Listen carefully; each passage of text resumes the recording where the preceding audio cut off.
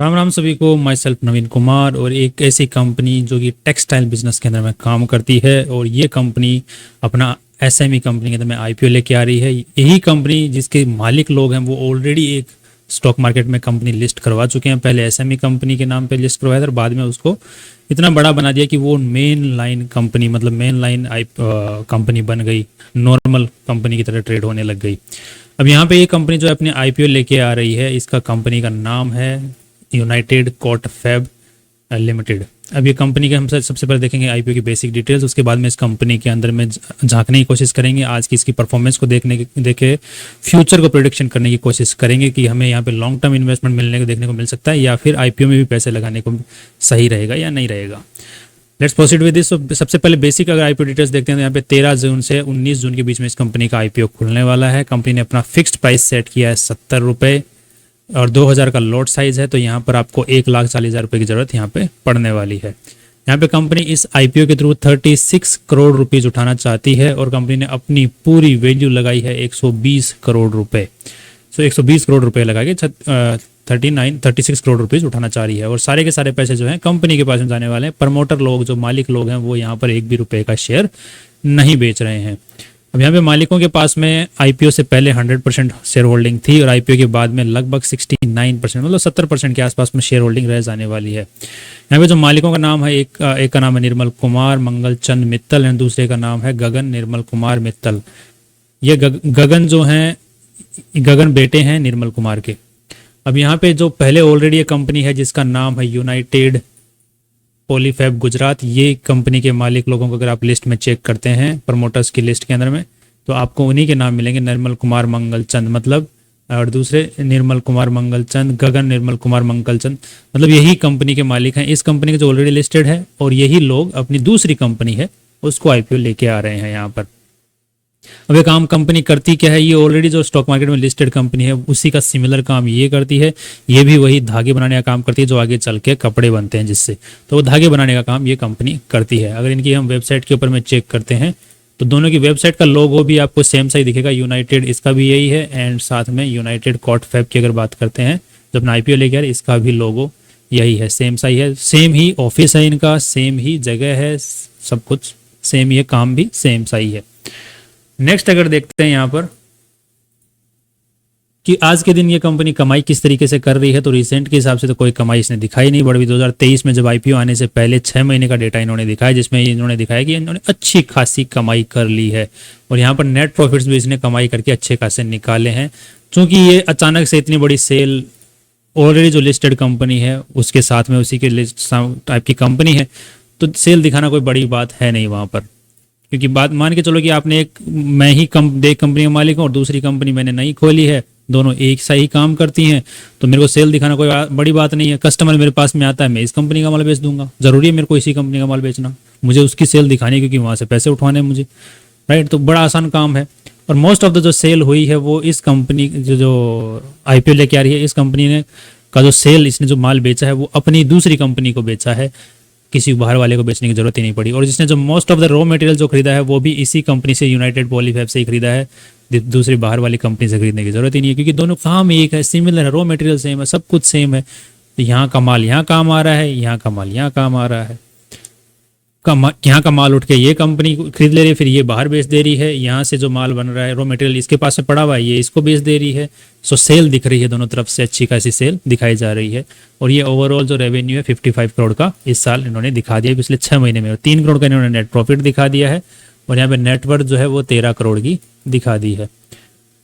अब ये company IPO लेके क्यों आना चाह रही है, उसके पीछे कंपनी ने बोला है कि वर्किंग कैपिटल रिक्वायरमेंट का मतलब कंपनी का खर्चा ज़्यादा है, पैसे कम है, उस खर्चे को मेंटेन करने के लिए इसी साल जो खर्चे होने वाले हैं उनकी बात कंपनी कर रही है। इसी के साथ में अगर हम लोग देखते हैं कुछ नेगेटिव चीज़ें कंपनी के बारे में और कुछ पॉजिटिव चीज़ें देखते हैं तो पॉजिटिव तो यही है कि ऑलरेडी इसी की एक जो कंपनी है, इसी से जो मालिक लोगों की जो दूसरी कंपनी है इस फील्ड में काम कर वो अच्छी खासी सेल भी कर पा रही है। आज के अगर देखते हैं तो उसका सेल भी अच्छा खासा हो पा रहा है, लगभग अगर आप यहाँ पे देखेंगे तो 900 करोड़ की सेल कर पा रही है, जिसके बदले कंपनी 7 करोड़ का नेट प्रॉफिट्स निकाल पा रही है। बट नेट प्रॉफिट्स ढंग से नहीं निकाल पा रही है, सेल अच्छी खासी कर पा रही है। बट यहाँ पर दूसरी ध्यान देंगे तो ये कंपनी भी दूसरी इनकी ग्रुप कंपनीज हैं बहुत सारी, उन ग्रुप कंपनीज में भी इनका मोस्ट ऑफ द सेलिंग होता है, तो वहाँ से भी मोस्ट ऑफ द सेलिंग कर लेते हैं। इसी के साथ में इनका अगर हम लोग ट्रेड रिसीवेबल्स देखेंगे तो ट्रेड रिसीवेबल्स भी अच्छा खासा बना हुआ है। पूरी अगर बैलेंस शीट देखेंगे तो उसका लगभग 40% ट्रेड रिसीवेबल्स में पड़ा हुआ है, जो ऑलरेडी लिस्टेड कंपनी है उसकी बात कर रहे हैं।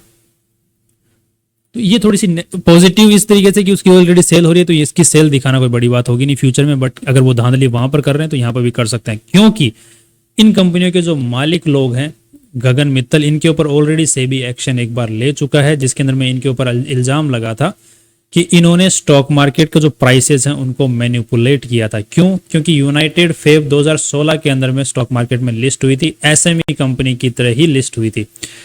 उसके बाद में इसके प्राइसेस को मैनिपुलेट किया गया। मैं नहीं बोल रहा हूँ, जो सेबी है, सेबी ने जो जांच की थी उस सेबी की जांच में ये चीज़ सामने आई है, और ये वो यहाँ पर आप इसको पॉज करके देख सकते हैं पूरा का पूरा।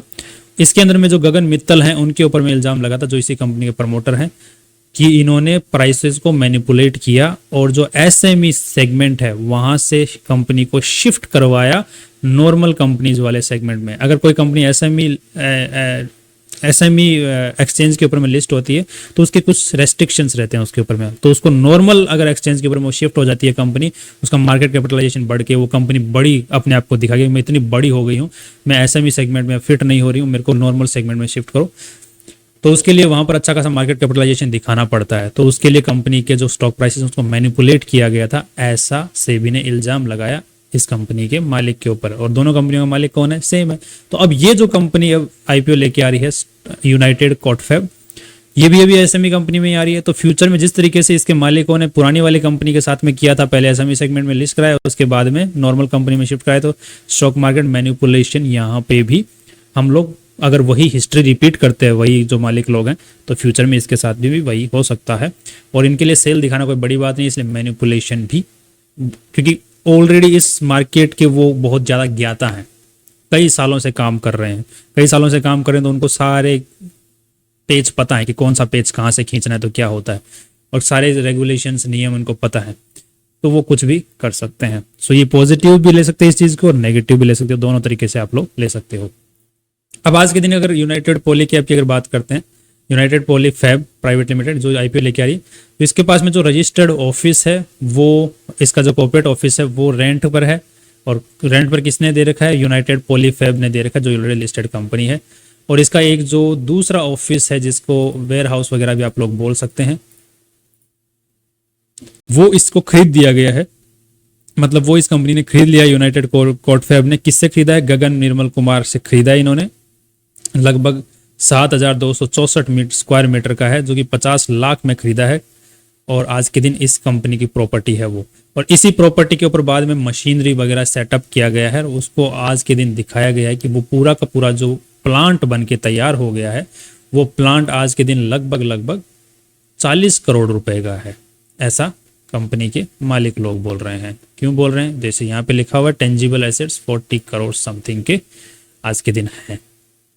मैं ऐसा कुछ नहीं बोल रहा, कंपनी सब कुछ बोल रही है। और यहाँ पर अगर आप इसी के आरएचपी में देखोगे नीचे आके, तो आपको सारा डेटा दिख जाएगा। ये देखो 40 करोड़ रुपए, और 40 करोड़ में से प्लांट, वो तो 50 करोड़ का तो इन्होंने फैक्ट्री खरीदा, फैक्ट्री खरीदने के बाद में बाकी रुपयों का क्या है? तो 32 करोड़ रुपए का क्या है यहाँ पे? Plant and machinery. तो यहाँ पे टोटल ओवरऑल जो पैसा बन जाता है, इलेक्ट्रिकल इंस्टॉलेशन 4 करोड़ रुपए की हुई है, बाकी मतलब पूरा फैक्ट्री तैयार होता है ना, फैक्ट्री बिल्डिंग कितने में लगा है? तो 4 करोड़ का फैक्ट्री बिल्डिंग लगा, तो ओवरऑल फैक्ट्री की आज के दिन डेप्रिसिएशन वगैरह निकाल के 40 करोड़ की लैंड, जमीन, फैक्ट्री, वो आज के दिन उसमें पैसा लग चुका है, इतना तो उसमें लग चुका है।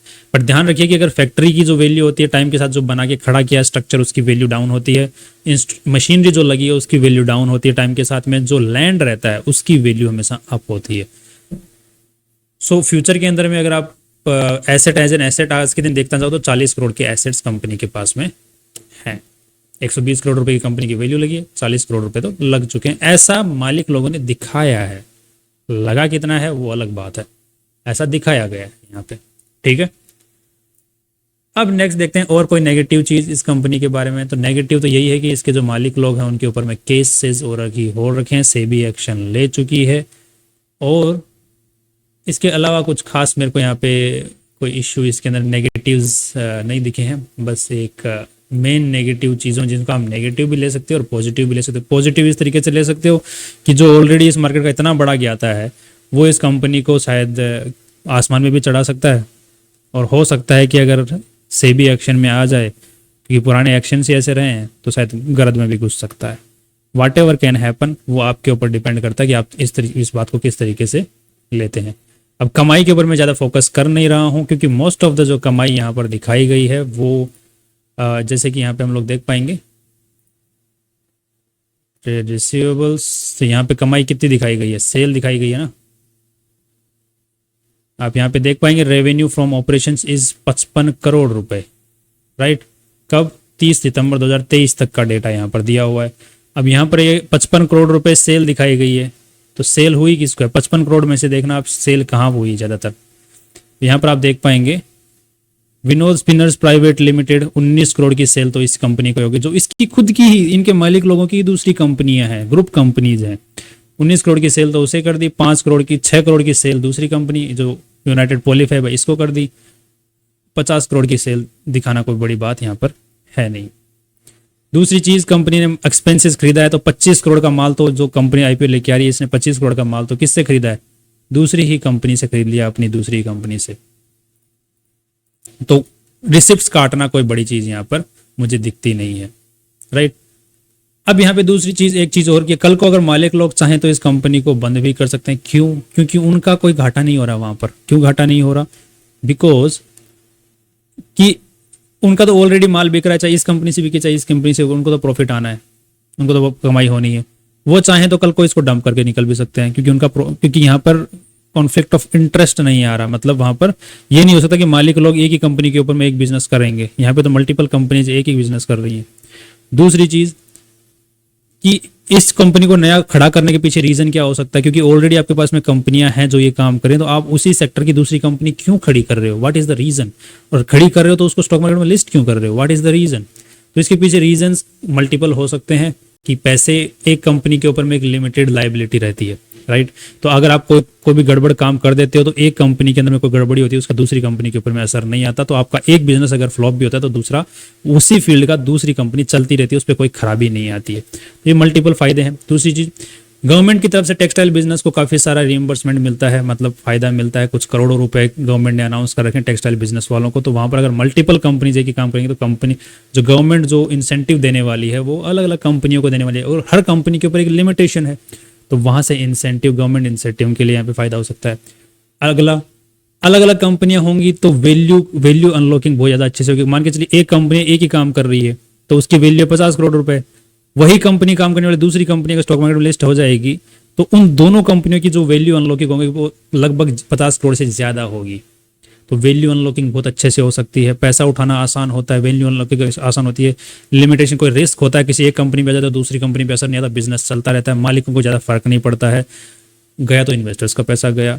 सो ये काफ़ी सारे रिस्क जो हैं वो मल्टीपल कंपनीज होने से बढ़ जाते हैं। और दूसरी चीज़, रेवेन्यूज कम दिखाने में भी काम चल जाता है। अब फ्यूचर में किस तरीके से कंपनी मोड़ लेगी वो तो मैं आपके ऊपर मैं छोड़ता हूँ। आपको इन्वेस्टमेंट करना है कि नहीं करना वो आपके ऊपर छोड़ता हूँ, और बाकी किस तरीके से डिसीजन लेना वो भी आप पर छोड़ता हूँ, राइट। बट मालिक लोग एक्सपर्ट हैं इस चीज़ के, ये ध्यान रखना। उनके ऊपर लिटिगेशंस भी चल रखे हैं और चल रहे हैं, अभी भी सेबी एक्शन ले रही है। इस चीज़ को भी ध्यान रखना। वो पलट जाएं तो किधर भी जा सकते हैं, पलट जाएं तो ऊपर भी जा सकते हैं, पलट जाएं तो नीचे भी ले जा सकते हैं कंपनी को, राइट। आज के दिन जीएमपी जो चल रहा है वो 0% के आसपास में चल रहा है। फ्यूचर में अगर मैं अपनी बता सकता हूँ पर्सनल बेसिस के ऊपर, मेरे को रिकमेंडेशन तो है नहीं, मैं सिर्फ अपना पर्सनल लेवल के ऊपर मैं एज पर एनालिसिस बता सकता हूँ। मैंने एनालिसिस किया तो मैं अपना बता रहा हूँ। एनालिसिस में मेरे को क्या लगता है, अगर ये लिस्टिंग गेन्स मेरे को अबाउ 80% मिलते हैं तो मैं लिस्टिंग गेन्स के लिए एक बार इसमें अप्लाई करना पसंद करूंगा। बाकी फ्यूचर में इसका फिर से रिजल्ट आता है 2024 का मार्च का, उसके बाद मैं देखूंगा कि क्या सिनेरियो बनता है, क्या चीज़ें बदलाव हुई हैं। बट हाँ, कंपनी के नाम पे फैक्ट्री बनी है, कंपनी के नाम पे ज़मीन है, तो एक थोड़ी सी पॉजिटिव वाइब भी आ रही है थोड़ी बहुत। बट मालिक की मल्टीपल कंपनीज हैं तो उसको ज़्यादा फर्क नहीं पड़ता, इसलिए कॉन्फ्लिक्ट ऑफ इंटरेस्ट भी वहाँ पर आ रहा है। उस वजह से मैं फ्यूचर में देखना चाहूँगा लॉन्ग टर्म के लिए इन्वेस्टेड रहना है कि नहीं। आईपीओ में लिस्टिंग गेन्स के लिए सिर्फ 80% से ऊपर का जीएमपी रहेगा तो लिस्टिंग गेन्स के लिए सोचेंगे। That's all from our side and finally see you tomorrow.